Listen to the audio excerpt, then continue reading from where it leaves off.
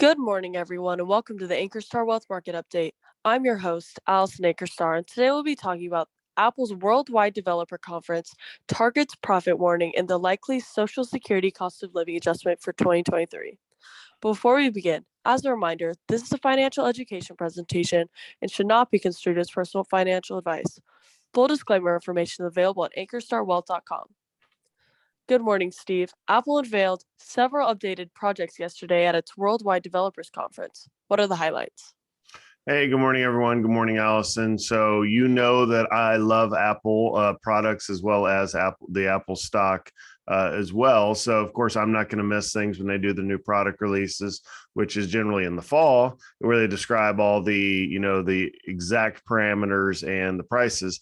But in the springs or / early summer, that's when they have the Worldwide Developers Conference, and I always check in to see what the latest things are. So Apple announced a new MacBook Air, new MacBook Pro, their M2 chip, which obviously piggybacks on the highly successful M1 chip that was the craze not too long ago, and some really cool things that go along with the iPhone and the iWatch as well. You can really see the lineup here. These are the, 8 or 9 things that they announced. I'm not going to go in depth on any of these, but just in general, the new iOS for your iPhone is going to allow you to edit text messages as well as recall them, which is kind of an interesting feature, at least your iMessages, not actual text messages.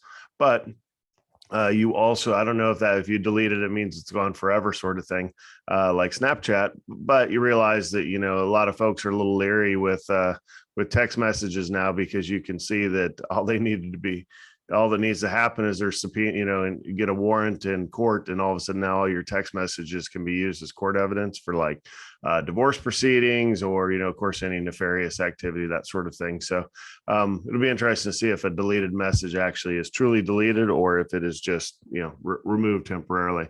But then they have all the new MacBooks that are out there, which of course are probably going to be amazing. And of course, there's no prices associated with any of this. These are just what's coming in the fall. New iPad software as well. Apple's Pay Later, if you're familiar with Affirm, kind of copying what they do, if you will. And of course, Apple makes a ton of money by allowing you to be able to use your wallet, your Apple Pay, your Apple Card, that sort of thing. But now you can buy something and pay it off over 6 weeks instead of 4 weeks. So and set it up in installments. Kind of copying some of the other payment processes that are out there. You could argue from a personal finance perspective whether that's good or bad, but I would say it just is.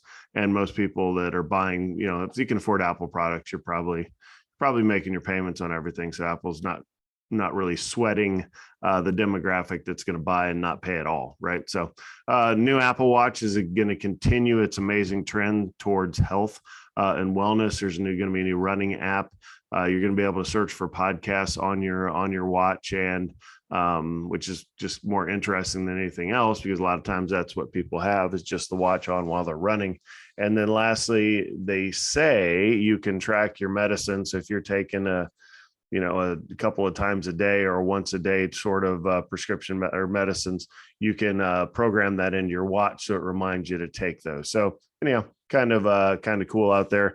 And then of course the Apple M2 chip, not going to go into detail largely because I don't know the specifics, but knowing that it's taken the chip making to the next level. They used to use the Intel chip. They switched to their own chip a couple of years ago, and that continues to be the case. So overall, how's it going to affect the stock? Probably not going to move the needle.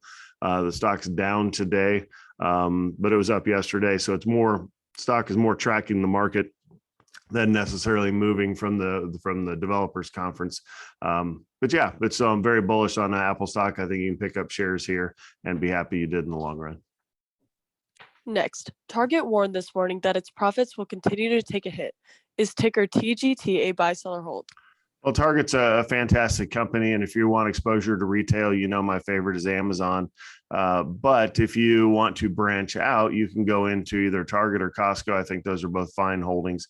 And then there's some specialty retailers out there that are worth holding. I generally take a pass on the big box, mainstream like Walmart. But if you overall, I would say Target's going to be a hold here. Shares fell 7%. I have been selling out of some Target since their big earnings miss.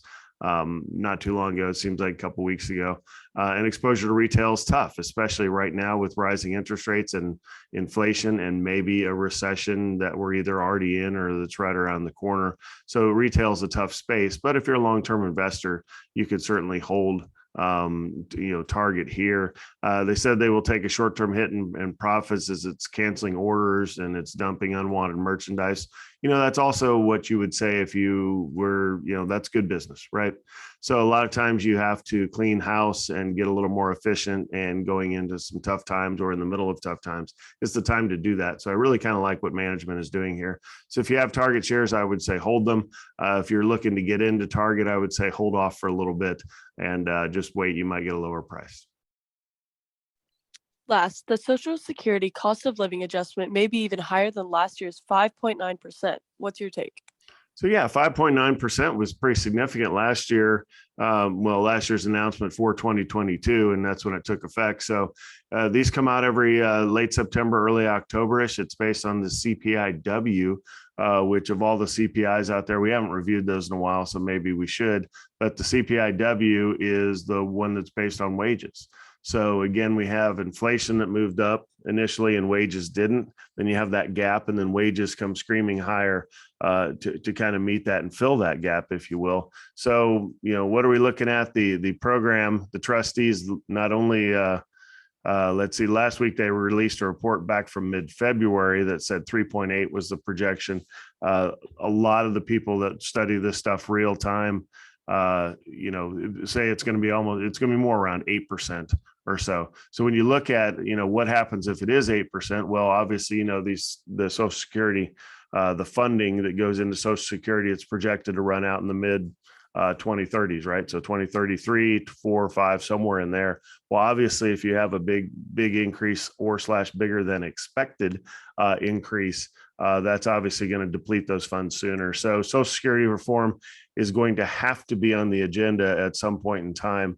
There's an interesting comment at, at the end of this article. It says the only thing that all lawmakers agree on is something needs to be done, right? You can't continue to ignore this problem. So we're going to have to adult at some point in time and make some adjustments to the Social Security program. Will that affect you if you're in Social Security? No, you'll be grandfathered in likely and continue to receive the same payments that you're going to.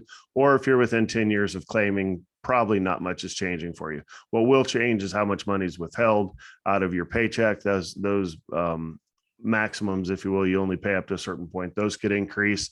The future benefits could be slightly decreased. Again, a lot of smaller changes across a longer time frame could really save this program. But to conclude there, Allison, I am expecting more towards the high 7s on into the 8s as far as the COLA increase, which of note, 11.2 in 1981, I think, was the highest on record. It's there at the bottom. I'll see if what the year is on that. Let's see. No, I'm not going to find it when I'm looking for it. There it is. 1981. Yeah. 11.2 increase. So pretty big increases through the inflation of the 80s. So we could see bigger increases here. And now that we're going through this bout of inflation. Thank you, everyone, for your questions. Please submit your questions as a comment through social media or directly to our email at vipservices@ankerstarwealth.com. And don't forget to like and subscribe to get daily updates. That's all we have for today's show. I'm Allison Ankerstar, and we'll see you back here tomorrow.